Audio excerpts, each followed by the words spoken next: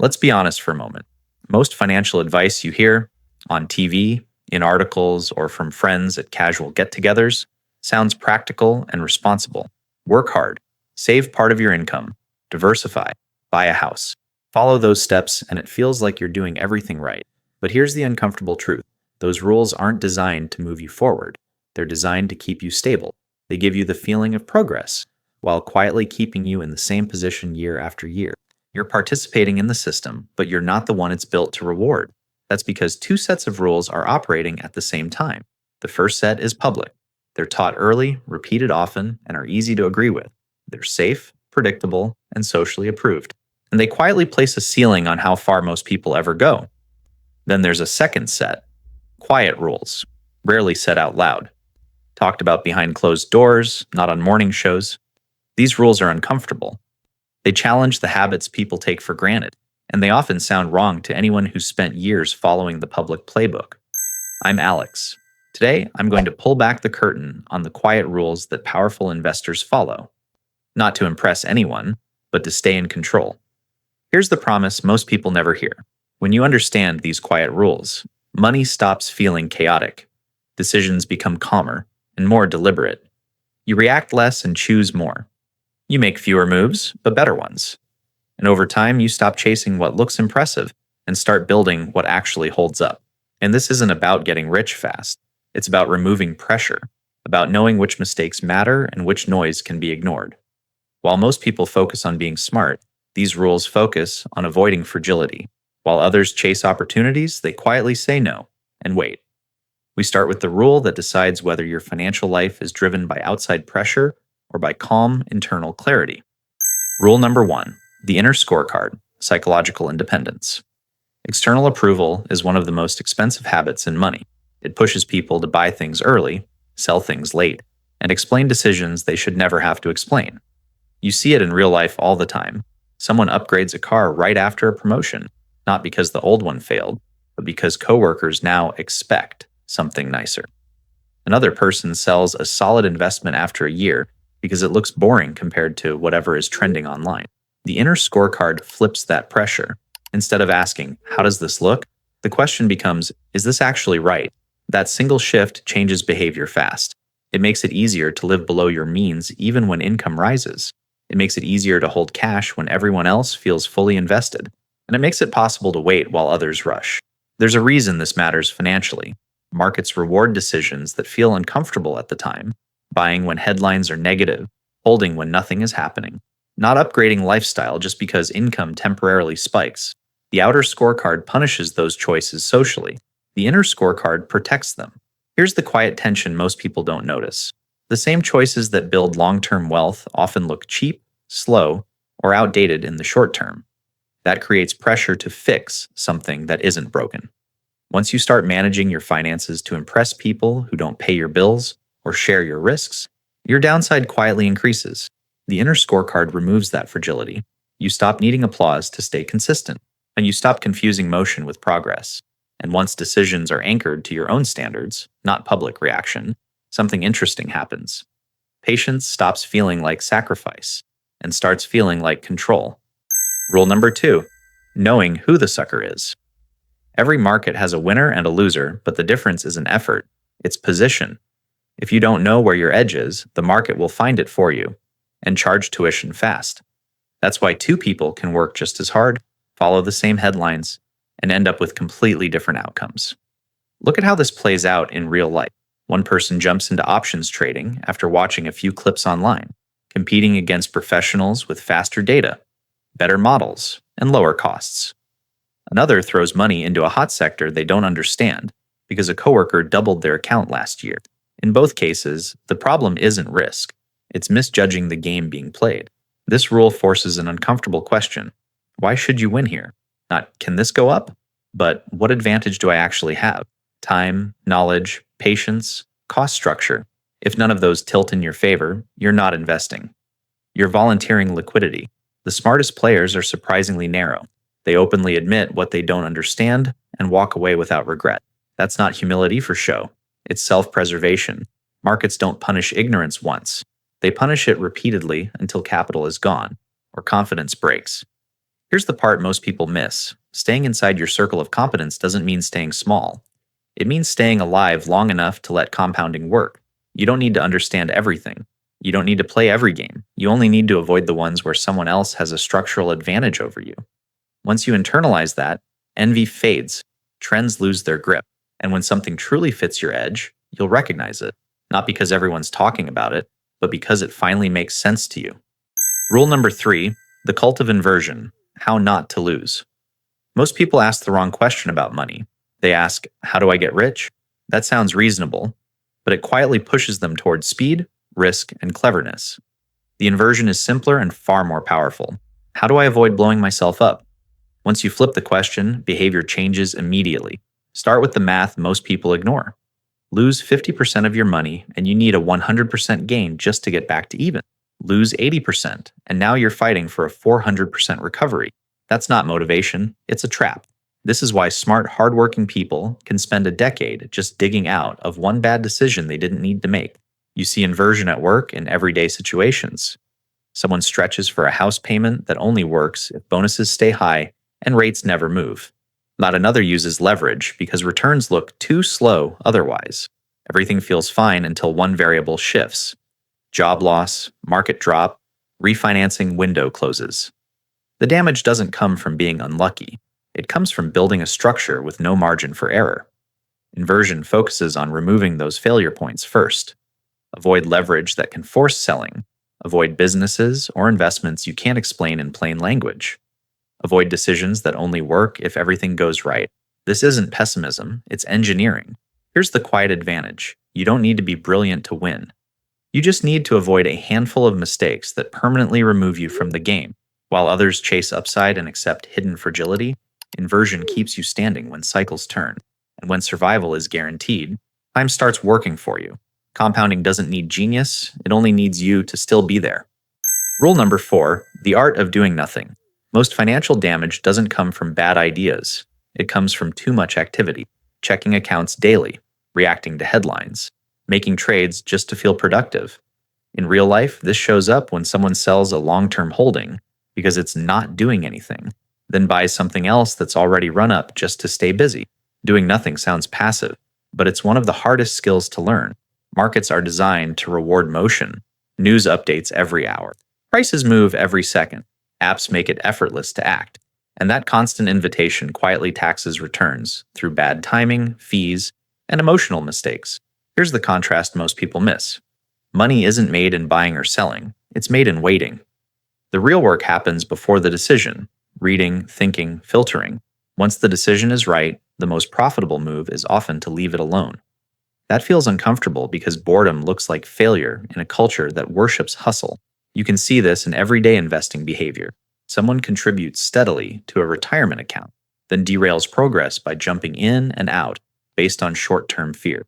Another person holds cash for months, feeling behind, until an opportunity appears that doesn't require heroics or perfect timing. Same tools, very different outcomes. Action bias convinces people that movement equals control. In reality, constant action usually means reacting to noise. Doing nothing protects compounding from interruption. It preserves emotional energy. It keeps you from spending your attention on things that don't matter. The quiet edge is this. If you can sit still while others flinch, you arrive at real opportunities with clarity and capital when it actually counts. Rule number 5, control your time horizon. Outlasting is the edge. Most financial strategies fail for one quiet reason: time pressure. Not bad ideas, pressure. Bills arrive monthly. Performance is judged quarterly. Careers reward short-term visibility. That forces people to make decisions that need to work fast, even if they're fragile. You see it when someone sells a solid investment because it hasn't moved in a year, then buys something riskier just to feel progress, or when a household plans around annual bonuses as if they're guaranteed income. Everything looks fine until one slow year breaks the plan. The strategy didn't fail. The time horizon did. The real edge is designing your life, so time helps you instead of exposing you. That means choosing paths that survive being early, boring, or temporarily unpopular. And if a decision only works when conditions stay perfect, it's not a strategy. It's a bet with a clock attached. This shows up clearly in long-term wealth building. People who can hold assets for decades benefit from compounding, tax efficiency, and reduced mistakes. People who must act because of leverage, lifestyle pressure, or reputation end up selling at the worst moments, not because they're wrong, but because they're forced. Here's the contrast. One person measures success by yearly performance. Another measures it by whether they're still positioned well 10 years from now. Same market, completely different outcomes. Controlling your time horizon doesn't mean predicting the future. It means removing deadlines that don't need to exist.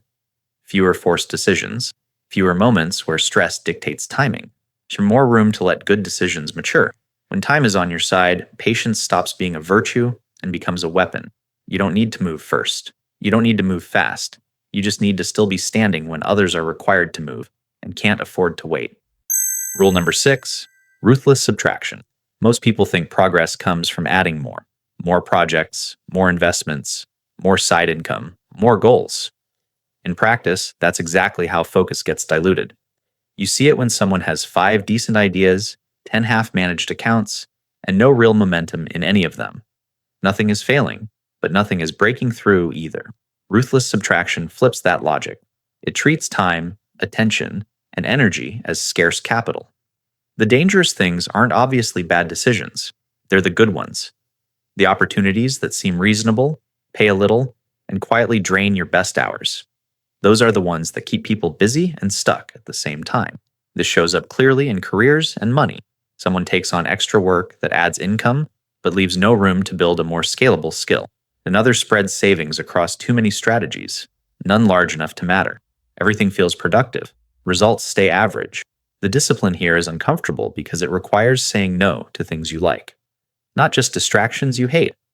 That side project you enjoy, that investment that's working fine, that commitment that looks responsible on paper. Subtraction forces a hard question. Does this move me closer to something exceptional, or does it just keep me occupied? The payoff isn't immediate, which is why most people avoid it. But once attention is concentrated, decisions improve, energy compounds. Progress becomes visible instead of theoretical. Here's the quiet shift. When fewer things compete for your focus, patience becomes easier. When patience becomes easier, consistency improves. And when consistency improves, outcomes stop looking random. Ruthless subtraction isn't about doing less for comfort. It's about doing less so the right things finally have room to work. Rule number 7, radical concentration, how big wins happen. Diversification feels safe because it spreads responsibility. If nothing works, nothing is really your fault. Radical concentration does the opposite. It forces accountability. When you put real weight behind a few decisions, outcomes get louder, both good and bad, and that pressure changes how carefully you choose. You can see the difference in everyday money behavior. One person owns a long list of small positions they barely follow, hoping something hits.